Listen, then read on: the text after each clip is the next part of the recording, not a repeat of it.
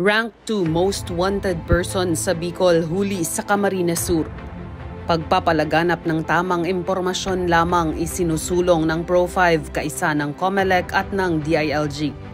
Mga kampanya kontra kriminalidad, terorismo at iligal na droga mas pinapalakas pa ng pulis sa Rehiyon 5. Pinagtitibay din ang iba't ibang ugnayang pulisya at mamamayan para sa patuloy na pagsusulong ng ligtas na komunidad. Naritong muli ang transparent service ng ating Game Changer General dito sa ika-66 na linggo ng Weekline.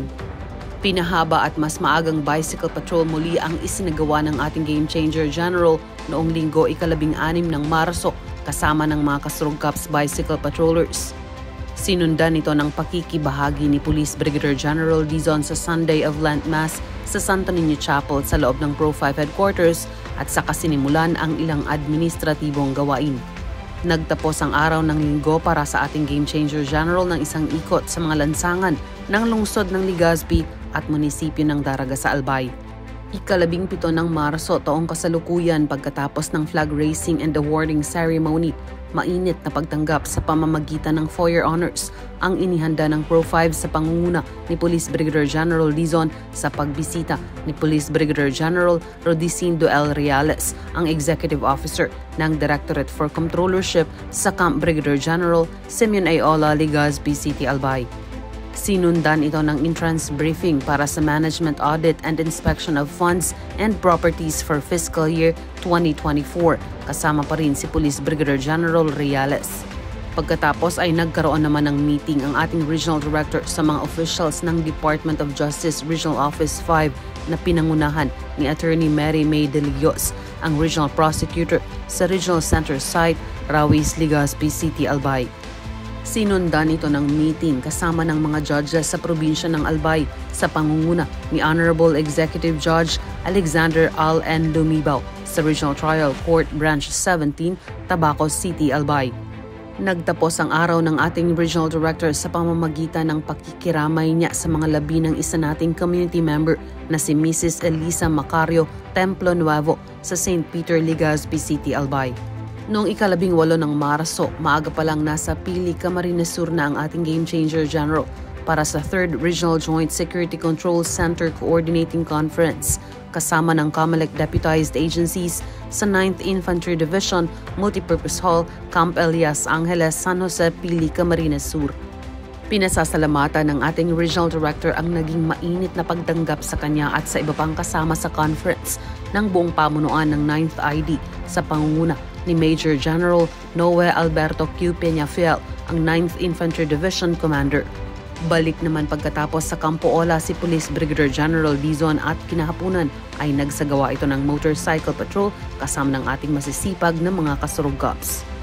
Nagbigay oras din ang ating Regional Director upang daluhan ang munting salo-salo para sa kaarawan ng isa sa ating matibay na miyembro ng komunidad na si Monsignor Noe Weng Thomas sa kanyang kaarawan sa araw na ito.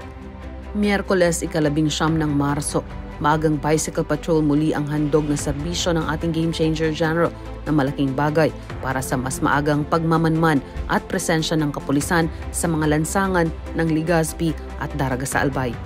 Sinundan ito ng pagpapaunlak sa ilang courtesy calls sa tanggapan ng ating Game Changer General, kagaya na lamang ng mga miyembro ng Comprehensive Social Benefits Program Team na pinangunahan ni Ms. Jocelyn M. Cabania, ang DILG CSBP Program Manager. Bahagi din si Police Brigadier General Dizon sa isinagawang pagpupulong na pinangalanang Balangibog Episode 9, Usapang Kontrabigay at Pag-abuso sa paggamit ng yaman ng bansa sa panahon ng halalan, kung saan pinangunahan ito ng Regional Election Director ng Rehiyon 5 na si Attorney Maria Juana S. Valeza. Ginanap ang nasabing information drive sa SM City Legazpi Event Center, Legazpi City, Albay. Pagkabalik sa opisina ay tuloy sa pagtanggap ng courtesy calls at iba't ibang panauhin ng ating Game Changer General, kagaya na lamang ni Police Major Bebelin P. Domingo, ang Chief Dilos ng Philippine National Police Training Institute, kasama si Police Major Igni Crispina D. Martin. Gayon din kay Director Romel R. Serrano, ang Regional Director ng DOST Regional Office 5 at ng iba pa. Nagtapos ang araw ng Miyerkules ng ating Game Changer General sa pamamagitan muli ng motorcycle patrol. Ika-20 ng Marso taong kasalukuyan pagkatapos maisagawa ang bicycle patrol, panauhin ni Police Brigadier General Dizon si Honorable Francisco P. Altarejos, ang mayor ng San Jacinto, Masbate, sa kanyang tanggapan para sa ilang law enforcement concerns nito. Sinundan nito ng pagkikiisa ng ating Game Changer General sa ginanap na Coast Guard District Bicol 26th Founding Anniversary sa The Concourse Convention Center, Legazpi City, Albay.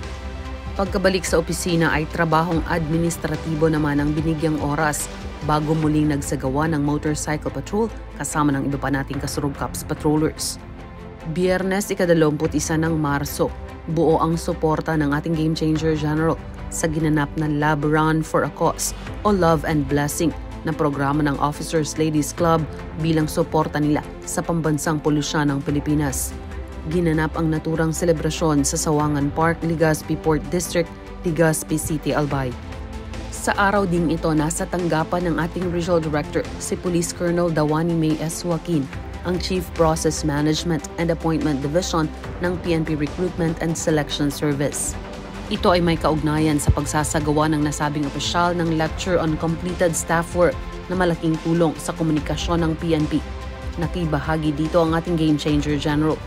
At pagkatapos ng nabanggit na kaganapan, panauhin ng ating Game Changer General, si retired Brigadier General Lincoln Francisco T. Tagle, na siya ngayong Head Insurance Sales Division ng AFP-MBay. Sinundan naman ito ng virtual conference kaugnay ng 2025 Regional Disaster Risk Reduction and Management Council First Quarter Full Council Meeting. At pagkatapos ay pakikibahagi sa exit briefing ng Management Audit and Inspection of Funds and Properties Fiscal Year 2024 sa Pro5 Maringa Lounge sa loob ng Pro5 Regional Headquarters. At bagamat mahaba ang naging araw ng ating Regional Director, nakiisa pa rin ito sa culminating ceremony ng 2025 National Women's Month bilang suporta niya at mataas na pagkilala at respeto sa lahat ng kababaihan. Ginanap ito sa Legazpi City Convention Center, Legazpi City, Albay. At noong Sabado, ika-22 ng Marso, kaisang muli ang ating Game Changer General sa launching ng Kabataan kontra Kriminalidad na sa pagkakataong ito ay ginanap sa Bulan Gymnasium, Bulan, Sorsogon. At pagkatapos ng mga administratibong gawain ni Police Brigadier General Dizon sa kanyang opisina, ay nagsagawa din ito ng kanyang nakasanayang motorcycle patrol sa lungsod ng Legazpi at munisipyo ng Daraga sa Albay.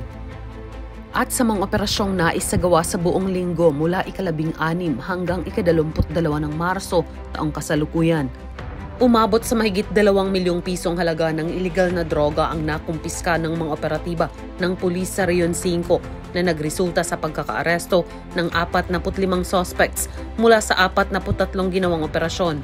Nanguna dito ang Camarines Norte Police Provincial Office, sinundan ng Camarines Sur Police Provincial Office at pumangatlo ang Masbate Police Provincial Office. Sa kampanya kontra illegal gambling, inaresto ang 37 suspects mula sa ginawang 13 operasyon. May 35 operasyong naisagawa naman sa kampanya kontra loose firearms kung saan 7 ang inaresto, habang 15 suspects ang huli sa kampanya kontra illegal fishing mula sa 7 ginawang operasyon at pagkakakumpiska ng mahigit 80,000 pisong halaga ng mga kagamitan. Huli naman ang 9 na suspect sa kampanya kontra illegal logging na nagresulta sa pagkakakumpiska ng mahigit 100,000 pisong halaga ng mga lumbers at flitches. Samantala, umabot sa 75 most wanted persons ang inaresto sa buong Kabikulan sa nakalipas na linggo, habang isa ang sumuko sa mas pinagtibay na manghakbang kontra insurhensya. Tuloy-tuloy sa pagsubaybay sa transparent service ng ating nag-iisang Game Changer General. Dito lamang sa Weekline, basta't kay Police Brigadier General Andre Perez Dizon, serbisyo ay damang-dama, serbisyo ay unahin ka at ipapatupad ang serbisyong APD, approachable, presentable, and dependable Kasurug Cops.